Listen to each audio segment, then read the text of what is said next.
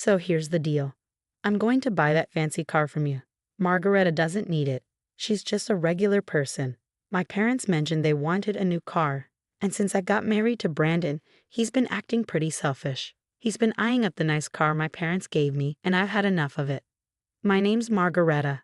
I'm 25, and I met Brandon in college. We've been married for 2 years now. Brandon is outgoing and popular. Unlike me, I'm shy and don't have many friends.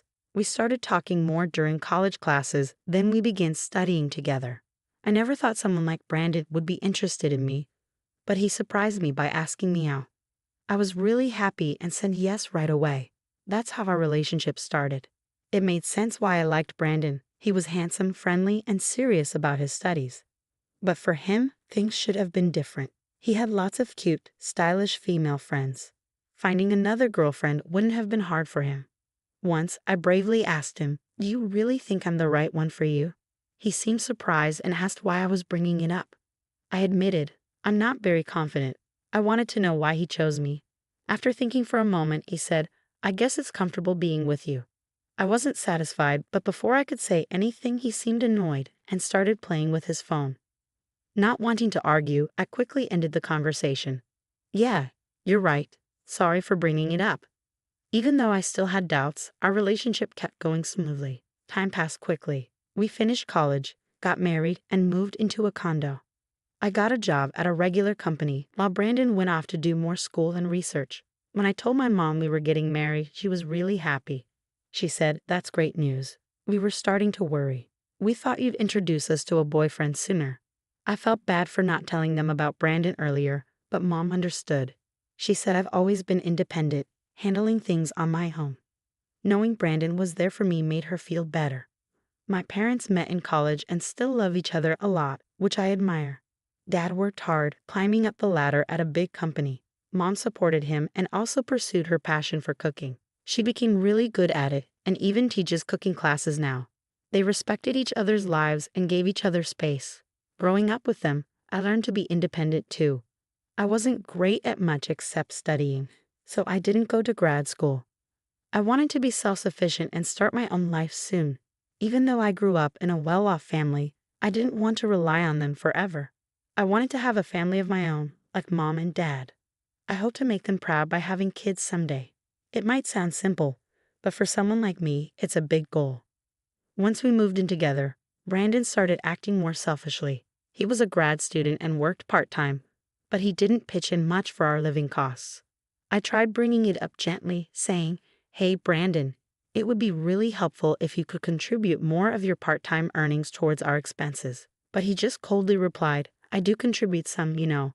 And didn't you say you'd handle the living expenses when we moved in together, Margareta?" Brandon always talked about wanting to be a professor, which is why he went to grad school. I had assured him not to worry about money when we got married, telling him I had a good job. I murmured, "Yeah, I did say that," feeling unsure about what to say next. Brandon sighed heavily. "You wouldn't get it. Being a grad student costs a lot for socializing and stuff. Oh, and by the way, I need money for a research trip.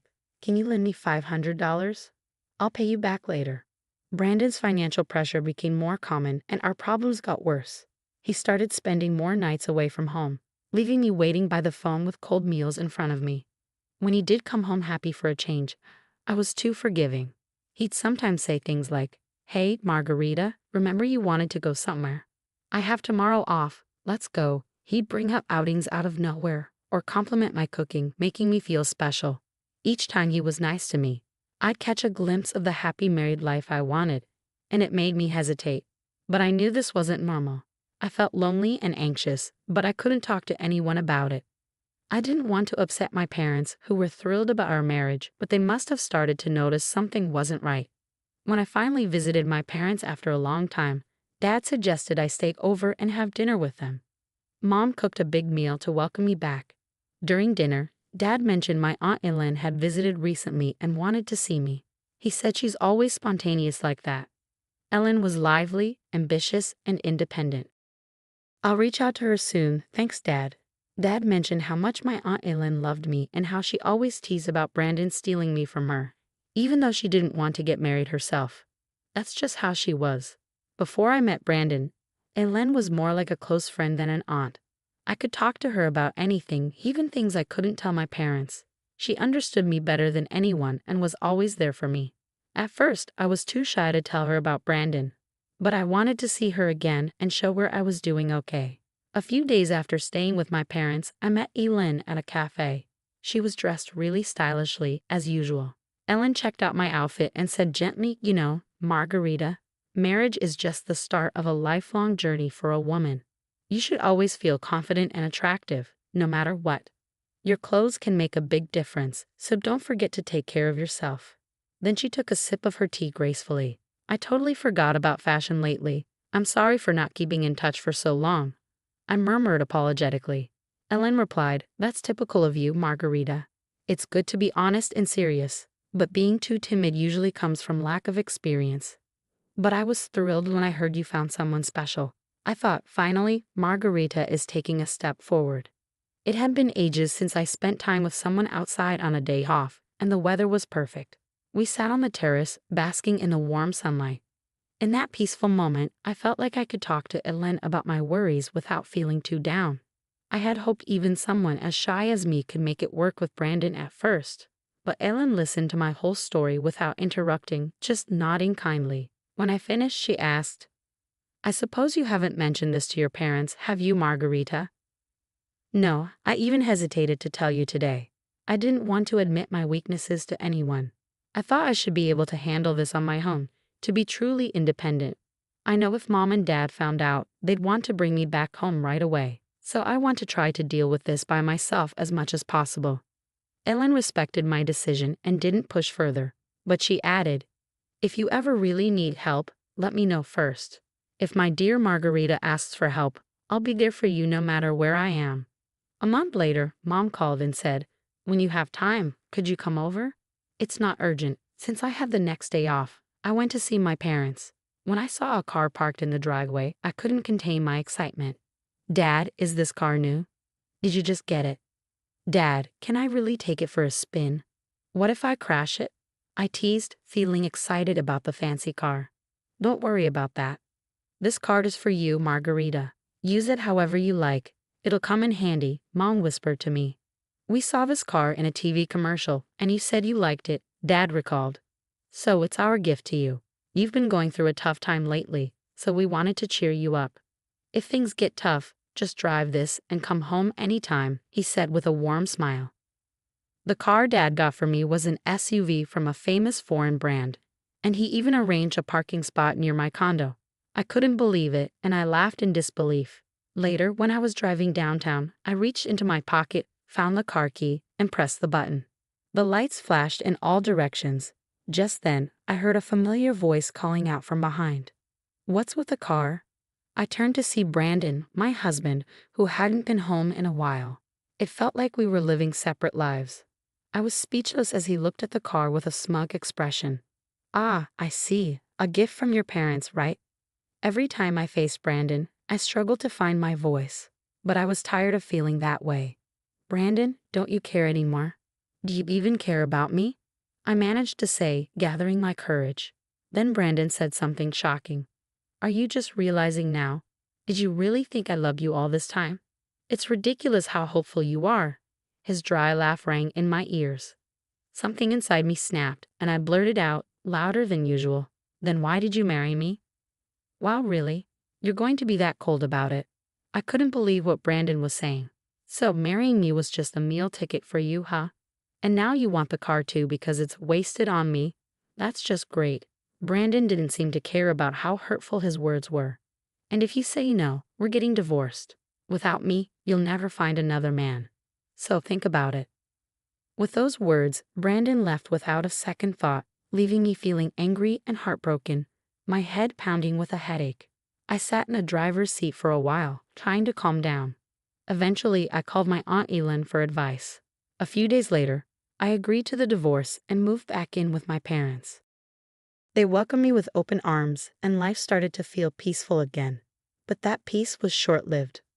One afternoon, Brandon showed up at my parents' house with his parents. They sat down in the living room, and Brandon's father spoke up in a stern tone. We're here to talk about our son's divorce. It's urgent. When drafting the divorce papers, Margareta warned Brandon, "If you don't agree to the divorce, I'll use my parents' connections at the university to ruin your future. It wouldn't be hard to damage the career of a junior registrar if their daughter complains." Brandon truly loved Margareta. Her behavior was too harsh. It's clear she was trying to intimidate him. "We could easily challenge the divorce," Brandon's father said, feeling deceived by Margareta. Behind her plain appearance, she's actually a mean and greedy woman. Poor Brandon. I heard she paid him to stay away. She must have had other men over. We need to go to family court and claim that Brandon was threatened by his wife. But if there's a proper apology, things might change. For example, if Margareta gives up that car she's driving, it might help smooth things over. Brandon and his parents remained silent, just listening to their parents' protests. Suddenly, the doorbell rang, and Mom went to answer it. Ellen appeared behind Mom as she came back to the living room. "Sorry I'm late. How's the discussion going?" "Brandon's family had met Ellen once at my wedding." "What are you doing here? It's rude to barge in like that." "We're busy right now. Outsiders should leave," Brandon's mother objected. No, don't be like that. You've heard about Brandon's divorce, right? How would an outsider like you know about that?" "I had been informed by my brother earlier. I couldn't miss such an important moment for my dear niece," Ellen said, offering a reassuring glance. "You're probably here to stop the divorce or for money. Can you still say that after seeing this?" Ellen pulled out a stack of documents from her bag, laid them out on the table, and showed them to everyone. "I hired a detective to look into this. It turns out Brandon has been cheating on Margareta with multiple women despite being married. He hardly came home because of it. He took advantage of Margareta's kindness and even asked her for money." "That's ridiculous. I was just busy with my research at the university. When I did come home, we ate together and went on trips, right? We were like any other married couple, right, Margareta? Say something." "Brandon, you don't need to defend yourself. We'll handle this. It's not your fault. We understand," his father reassured him. "That's right. These documents from who knows where are surely lies. Our Brandon would never cheat. He's such a kind and outstanding son," his mother protested. "You might be kind to your parents, but that kindness seems to end there. Like father, like son." "Now, Brandon's mother, take a look at these photos," Ellen said, pulling out a picture from the documents. "I recently stayed at a hotel for a business meeting and saw Nicholas there. He was with another woman, looking very cozy. So I had the detective look into Nicholas too. The results were just as I expected. Do you understand now?"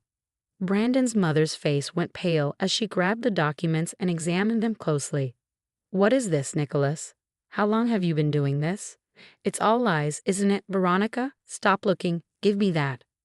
Nicholas, looking panicked, tried to snatch the documents, but it was too late. Veronica, distraught, confronted Nicholas. "You've been cheating on me. The car you wanted so badly was for her in these photos, wasn't it?" No matter how hard Nicholas tried to calm her down, Veronica wouldn't listen. The discussion about Brandon's divorce was forgotten as Veronica stormed out of the house, crying, with Nicholas following after her. Left behind, Brandon said, "Hey, wait, what about me?" and followed them out in confusion. The rest of us were left in stunned silence for a while, but Aylin had a satisfied look on her face, winking at me.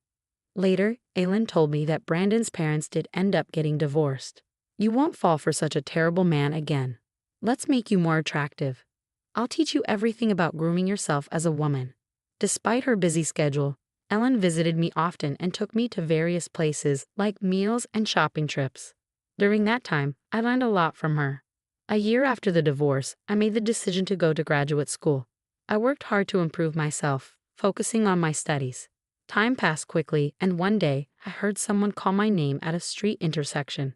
I turned around to see Brandon. "It's been a while. You've changed a lot, haven't you?" At first, I didn't even recognize him.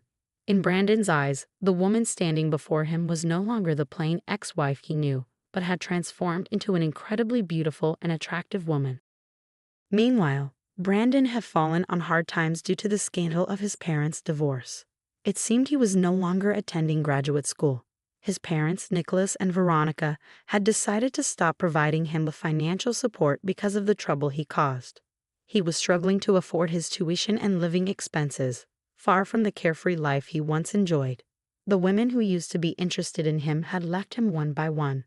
The former glory he once had vanished in an instant, and now he found himself face to face with his ex-wife, who seemed to be a completely different person.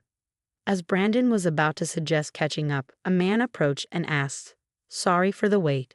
Are you a friend of Margarita's?" It was Leonard, the man I was currently dating. Wow, that guy is really handsome, isn't he? He's so tall. Could he be a model? Commented a group of women nearby, looking at Leonard. He's someone from my past, but it's okay. We're finished talking. Let's go, shall we? Leonard said, taking my hand and briefly acknowledging Brandon.